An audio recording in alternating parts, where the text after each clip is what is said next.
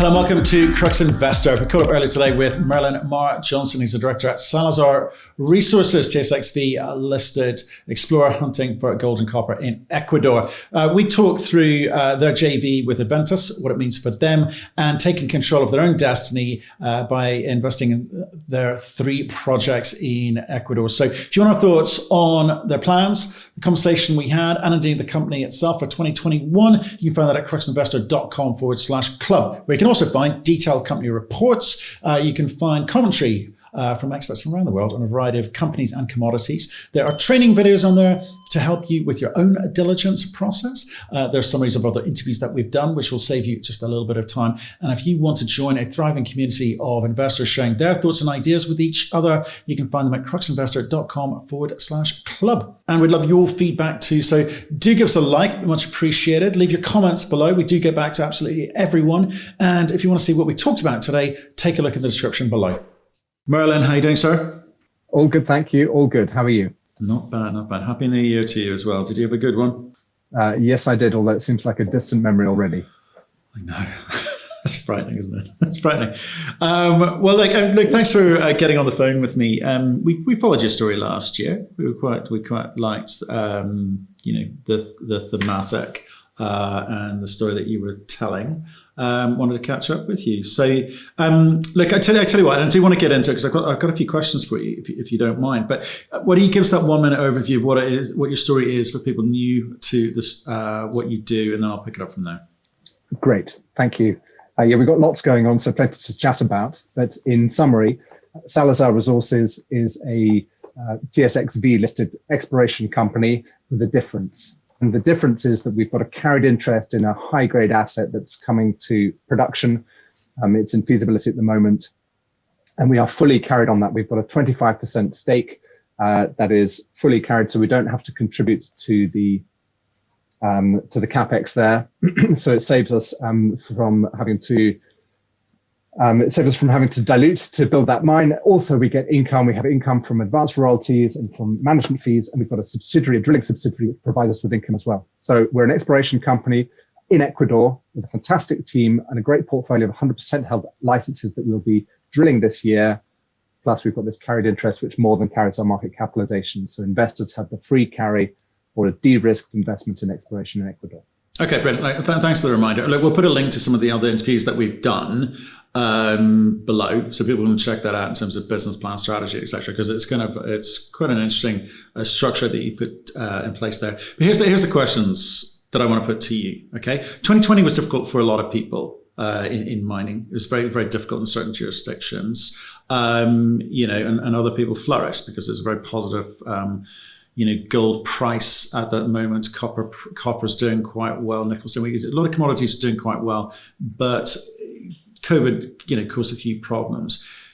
My question to you is, the story's great, but you didn't do much, really, right? Because if I look at your JV with Adventus, etc. It'd be great to get sort of an update as to what they're going to do this year, because they've got to get motoring on that front. Exploration-wise, drilling-wise, you guys need to kind of get on and sort of take control of your own destiny as well. So I'm interested in what you're doing there, and also what's happening in Ecuador. There's more.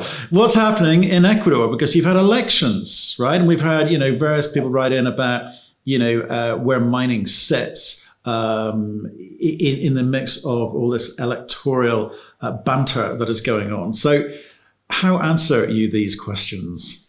Okay, well, first of all, the main elections, the presidential elections are coming up in 3 weeks' time. So that's yet to be dealt with. But let me just go back to the first bit of the question, which was saying that we didn't do much in 2020 and it was a difficult year for many people. I think the first thing to say is that this year is going to be our busiest year yet. We're going to be drilling 3 or possibly 4 project areas, and it's tremendously exciting for our company. We've been listed for 14 years, and this is the first time that we're going to be drilling 3 or 4 projects in any one year. So that in itself is really exciting. I don't think it's particularly fair to say that we didn't get a huge amount done last year. Just even if you want to look at the share price, we started the year at 19 or 20 cents, and we entered this year at 35 cents. So there's it's been a pretty healthy share price performance, and that's been on the back of a range of activity, which has included, we started drilling our first project independent outside of El Domo, outside of Curipamba.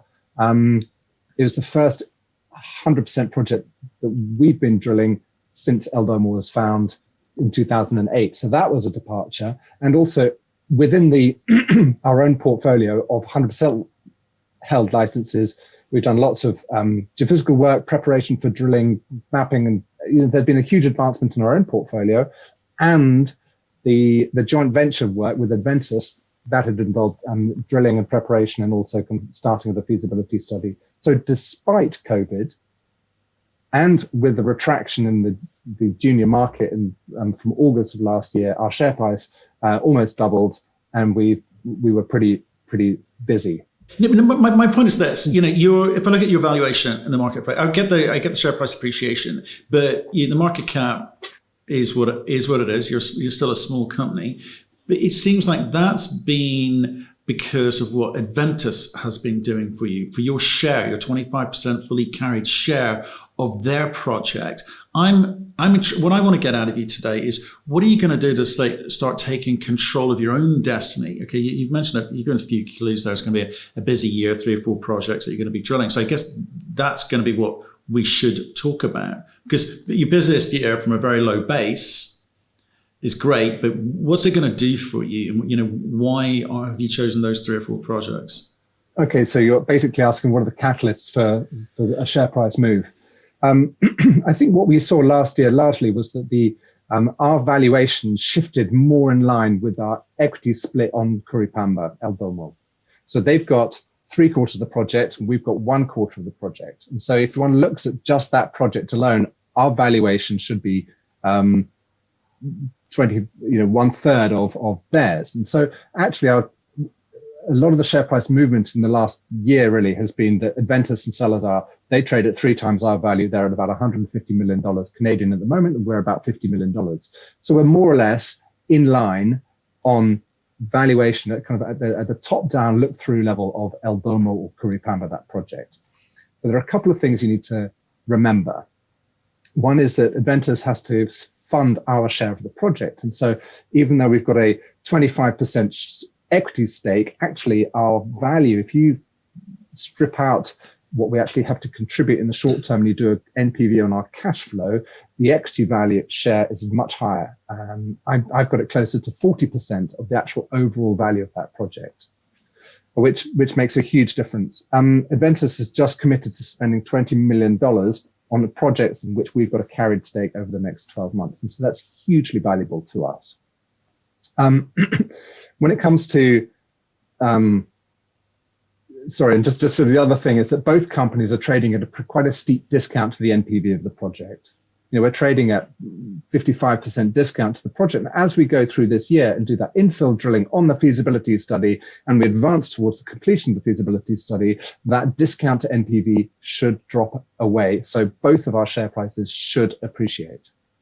Now, on top of that, you're likely to have the catalyst of a discovery that we're going to make in our portfolio.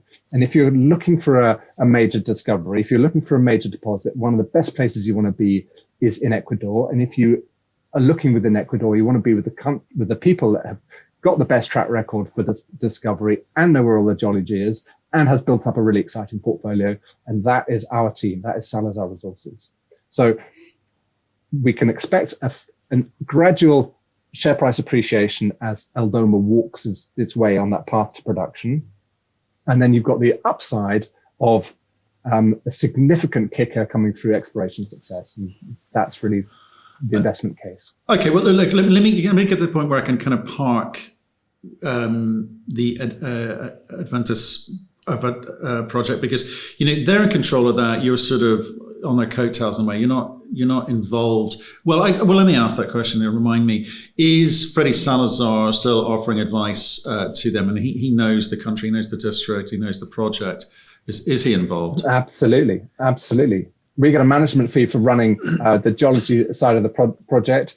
Adventus is driving the engineering and shaping the feasibility study, but the day-to-day stuff on the ground, in particular, the community relations, excuse me, in particular, the community relations, which is so critical in Ecuador, is very much being done in conjunction with Salazar Resources. We're experts at that, and it's of crucial value to the project, and that is very much Freddie and Salazar still involved there. Absolutely, the whole Salazar team. But the bit I'm trying to get at here, because I'm really kind of get down to the rub here, because I think based on the story that you've got, you should be doing better than you're doing. So, because Freddie is involved with what Adventus is up to, you've got a kind of degree of certainty about how much money, how much time, how much effort, what the success of their efforts looks like in a kind of real time basis. Does that lend you some comfort? Absolutely, yeah. So we see it's our team that's doing the drilling on the ground. We see the geology firsthand, and we drive that relationship with the community. And it comes down to engagement at the local level. It comes down to job creation. It comes down to trust. Salazar Resources, Kuri Mining, that's the name of the local company, has been there for 13 years. And that's a really strong bond. We've got huge local support. Yes, there are some locals who are anti-mining, but the vast majority are pro us because they know that we are responsible actors in the region. And in particular, and with reference to COVID, we're one of the few areas where the economy is growing. We're offering local jobs, we're offering wealth creation, we're offering employment, training, the whole thing. And just this ties in neatly with the election comments. If you look across Ecuador at the moment, the key concern among the voting age public is economic security, it's job security, it's what is going to be driving this economy, what's going to be stimulating activity in a post or a continuing COVID world. And the answer is not tourism. It's absolutely things like the mining sector. There are only two mines operating in the country, commercial mines, which are kind of large scale industrial mines, and they're already one of the major contributors to the economy. And both of the leading candidates in the forthcoming election have got an economic plan which is predicated on growth and activity, which is dependent on the mining industry in their manifestos. And one is the Green Party, the Socialist Party, which is the ex-Correa candidate, and the other is the more right-wing Lasso, the investment banker. So it's absolutely jobs, economic activity is the dominant issue in the elections. And so that's why we believe when the elections come, it will be a pro-mining government soon afterwards. Great. Okay, you've actually dealt with the question before I asked it, so thank you for that. Let's talk about where Adventus is, because there's a feasibility study underway. Some of the drill results which have come out, quite impressive, high grade, very high grade. What's that telling them, and how's that informing their decision as to how quickly they advance? The timetable towards completing the feasibility study is more or less set. It should be completed in Q3 of this year and published in Q4.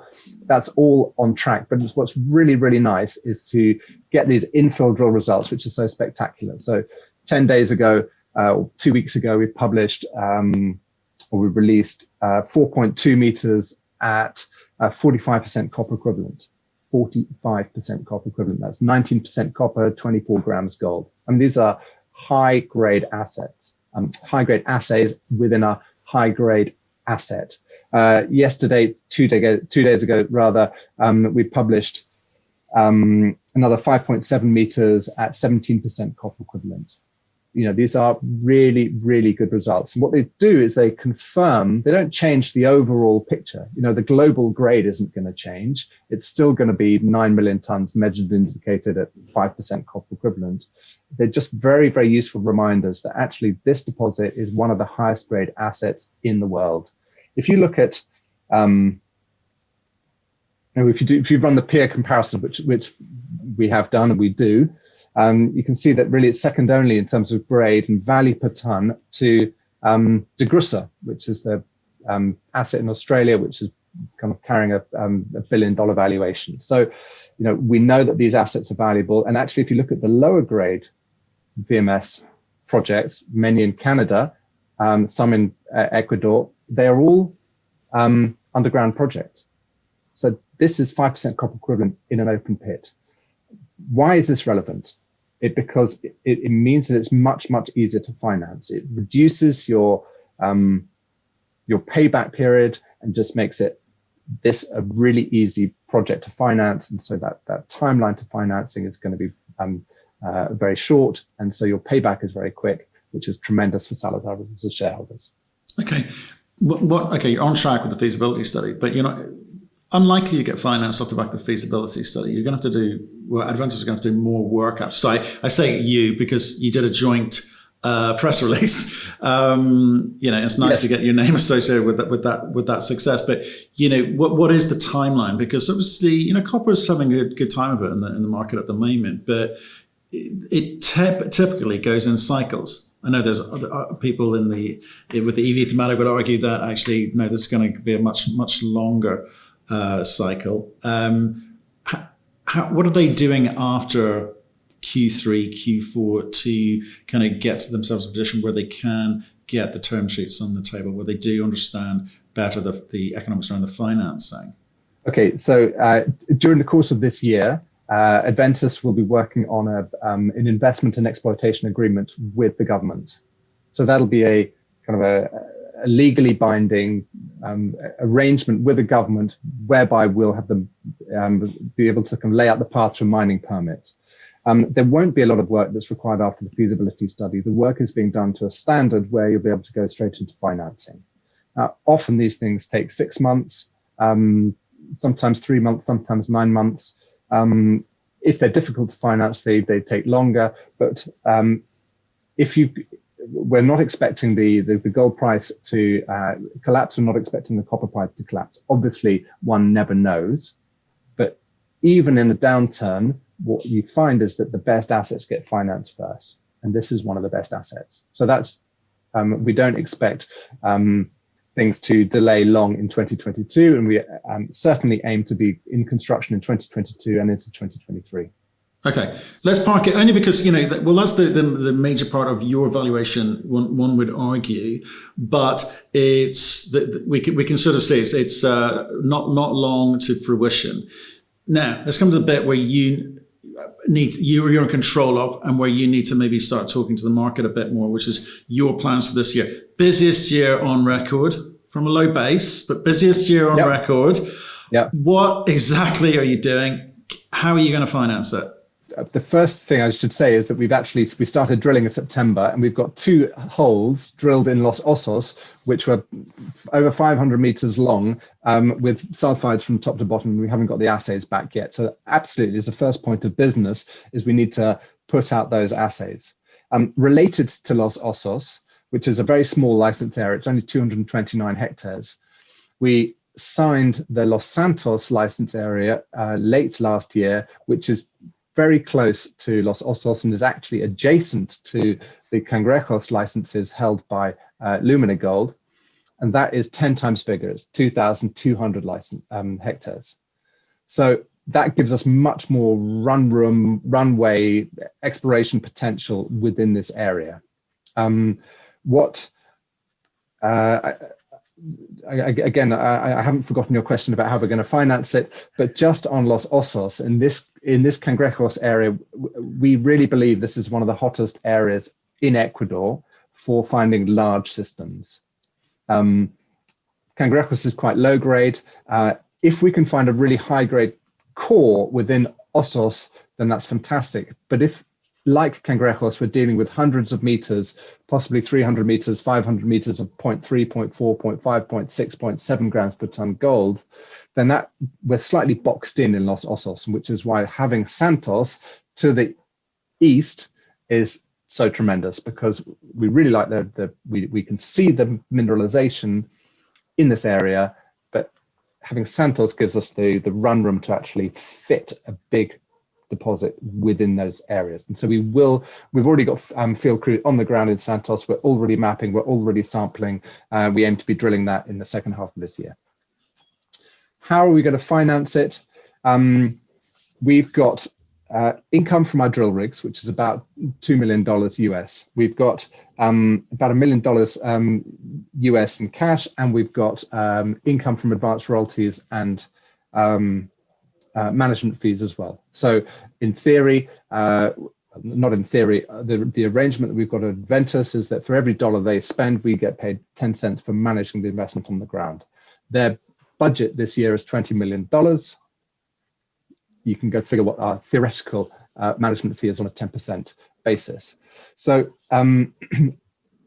obviously it's not quite like that because some of the work is, for example, going into the engineering studies, and so we only get the fee on the bit that we actually spend in the ground, or that is actually being spent in the ground that we manage. So it's not a direct let through, but certainly it's a valuable contribution to the treasury.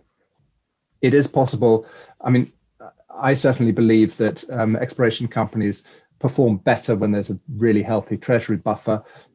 So we'd have to juggle things very tight, and so one could expect that at some point during this year, it might be sensible to do a top up.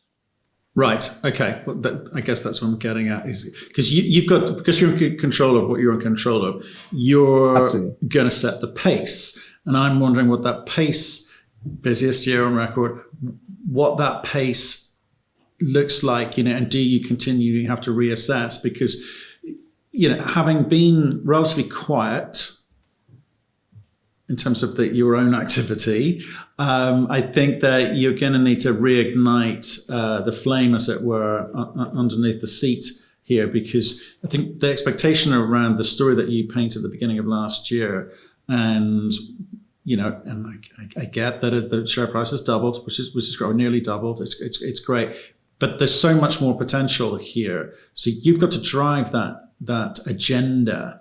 Do you think that you are going to be able to go out to market and raise money at a price to allow you to do the things that you want, and at a price that you think is fair? When you look at the exploration potential that we've got in our portfolio, it's really, really exciting. So, for example, with Ossos and Santos, we've got a 2,440 something hectare package right in the heart of one of Ecuador's most mineralized districts.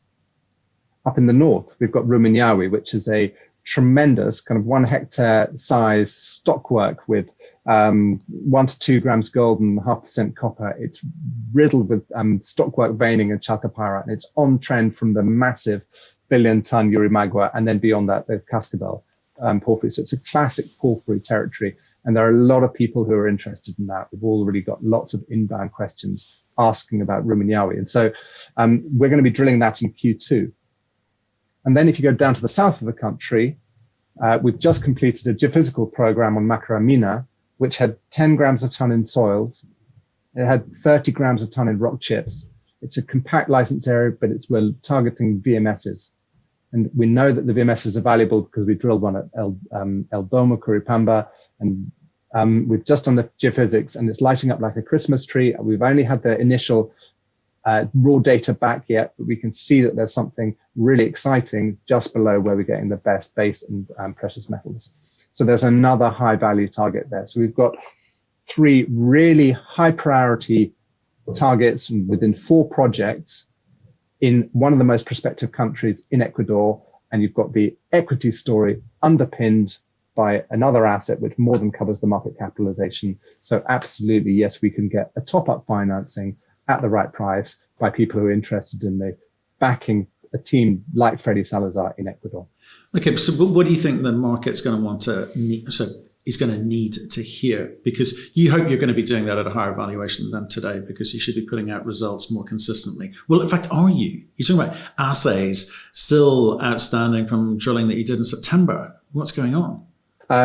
We submitted the hole in December because it took a while to get going with the drilling, and so it's actually only a month or 6 weeks really that we're talking about on this kind of the assay turnaround. So it's not a huge amount of time.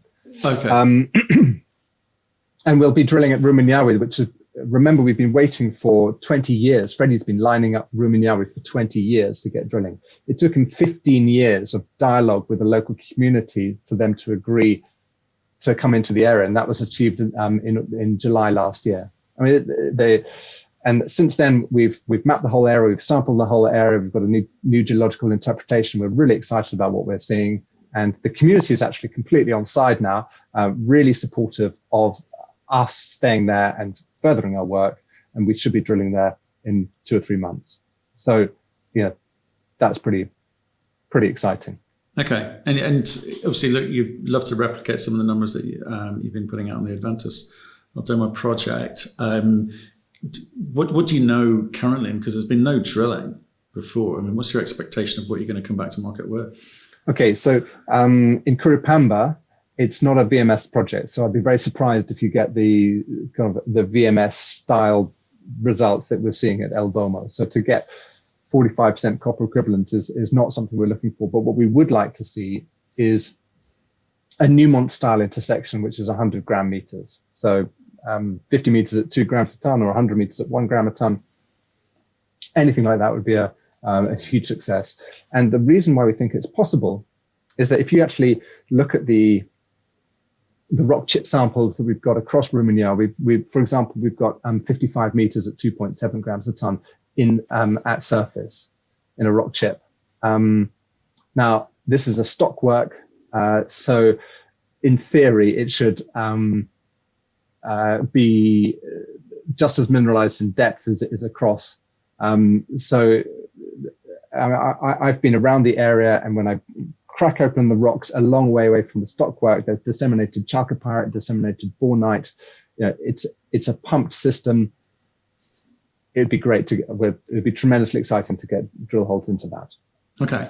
I mean, you were there recently, weren't you? I think it's the other thing you mentioned before we started. Yeah, a couple of months ago. Yeah. And how are things on the ground? Well, you know what? It puts us to shame. The way that the Ecuadorians are taking a responsible approach to coronavirus. It's sometimes makes me ashamed to be British. The way that they were going with the PPE, with the responsibility, the care for other people, the mask wearing, the hand washing, the social distancing. They've taken a really responsible line. It was very, very impressive. Really good to see. Okay. Well, look, I just wanted a quick catch up. We haven't spoken in a while. So I appreciate the update. Busiest year on record. I want to see it. I hear it, but I've got to verify it by insisting that you come on more regularly and let us know what's happening, especially when some of these numbers start coming out, because that's when it could get interesting for you guys, because I think that was what was missing from the story last year, albeit it was a modestly successful year for you guys. I think that's what was missing, and seeing you guys being a bit more active, a bit more communicative would really help. Yeah, absolutely. For us to be able to deliver regular drill results would be a defining factor for the story going forward. Absolutely. Yeah, totally agree. And we're looking forward to doing that. And do you know what I'm looking forward to? I'm waiting to see who wins the bet between you and Freddie. Which asset will you be going after first? Well, he's drilling Rumiñahui first, so he's got the advantage there. So I think the CEO has won out on that one. What a surprise! Okay, Merlin, look, thanks very much. Yeah, great to speak to you as always. Do pick up the phone. We'd love to hear from you. Great, thanks a lot.